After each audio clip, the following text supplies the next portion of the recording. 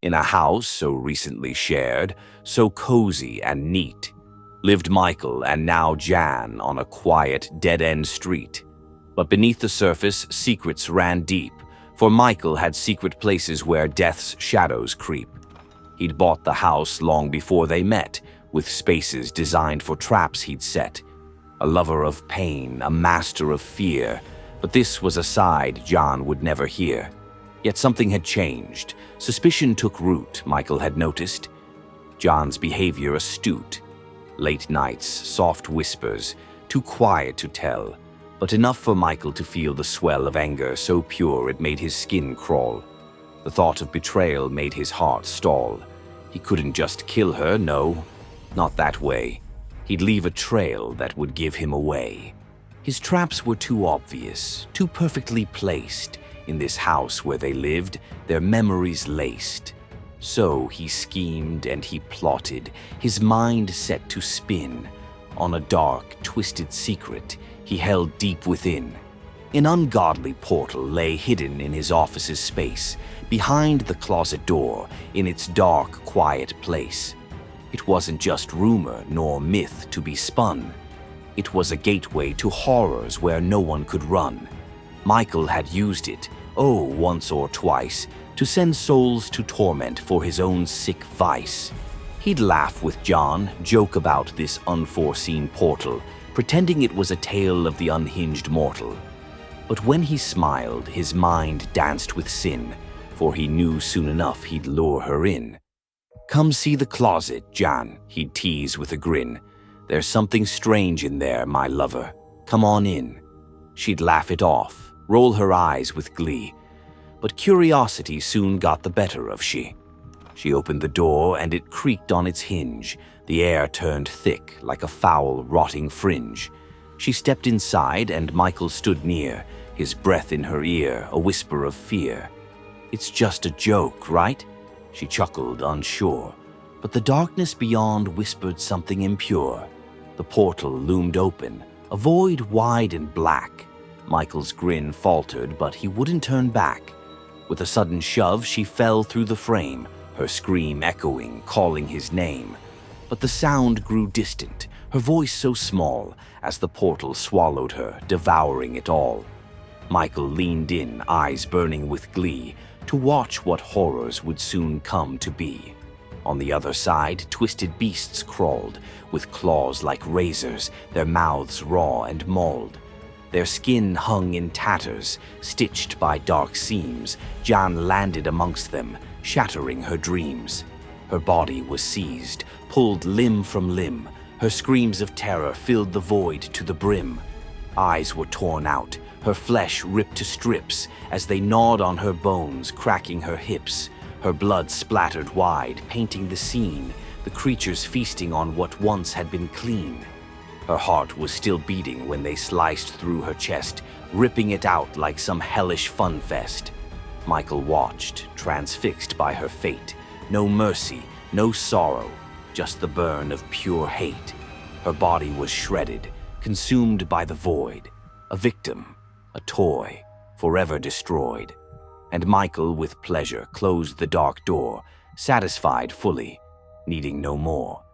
He hummed to himself, now free of his bane.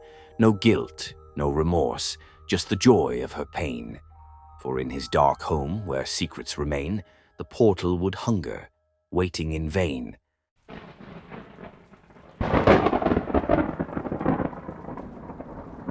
Shane met Sheila online, a match so divine, both in their 40s, yet she seemed to shine. Her skin was so smooth, not a wrinkle in sight, while Shane's face had aged, marked by time's bite. His hair was now gray, with lines on his face. But Sheila, she looked like she'd escaped time's embrace.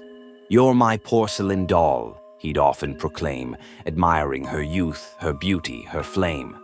Though nearly the same age, she was a dream.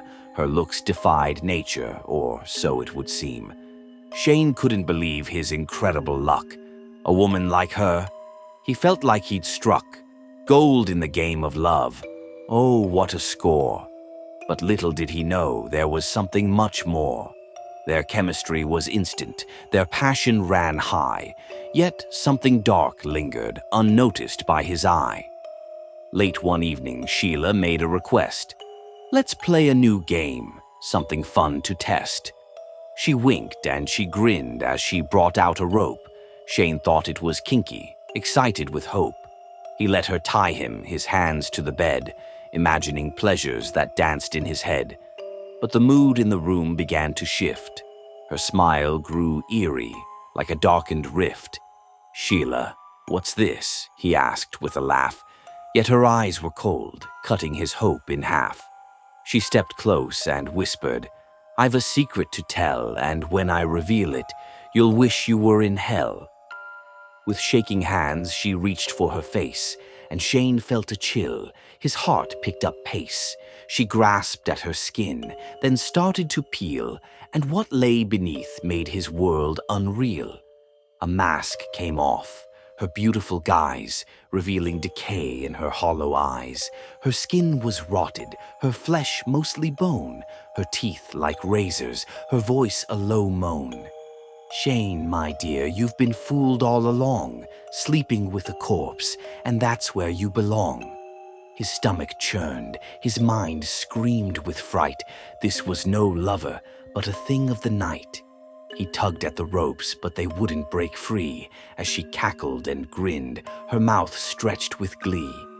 "You called me your doll, so delicate and sweet, but now you'll learn, my love, you're my meat."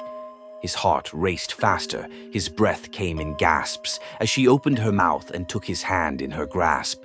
Her teeth sunk in deep, tearing flesh with delight, and Shane howled in terror, paralyzed with fright.